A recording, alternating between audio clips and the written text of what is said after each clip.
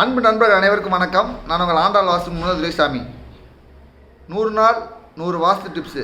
அதில் இரண்டாவது நாளாக இன்றைக்கி நான் சொல்லக்கூடிய என்னென்னா, சமையலறையில் அதாவது கிச்சனில் அந்த புகை வெளியே போகிற இந்த எக்ஸாட் ஃபேன் தென்கிழக்கு தெற்கில் தான் இருக்கணும். பெரும்பாலும் பார்த்திங்கன்னா எல்லோரும் தென்கிழக்கு கிழக்கு பக்கம் வச்சுருவாங்க. அதை அப்படி வைக்கக்கூடாது.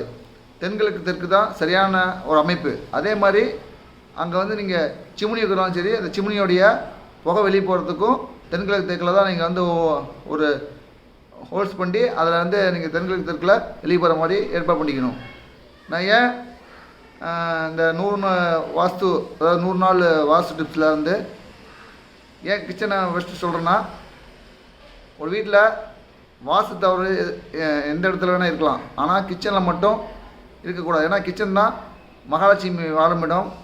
அங்கே நம்ம பெண்கள் தான் சமைக்கிறது. நம்ம மகாலட்சுமி அந்த வீட்டில் அந்த கிச்சனில் இருக்கிறாங்க. ஸோ அவங்க ஆரோக்கியமாக இருந்தால் தான் குடும்பமும் ஆரோக்கியமாக இருக்கும். அந்த பெண்கள் நல்லா ஆரோக்கியமாக இருந்தால் தான் எல்லோரும் ஆரோக்கியமாக இருப்பாங்க. அந்த குடும்பமே செழிப்பாக வளரும். அதுக்காக தான் முதல்ல நான் கிச்சன்லேருந்து ஸ்டார்ட் பண்ணுறேன். நீங்கள் ஃபாலோ பண்ணிங்க. தென்கிழக்கு தெற்கு பகுதியில் தான் அந்த எக்ஸாக்ட் ஃபேனுக்கான ஹோல்ஸ் இருக்கணும். மேலும் பல நல்லதாக இருக்கின்றேன். நன்றி, வணக்கம். வாழ்க வளமுடன்.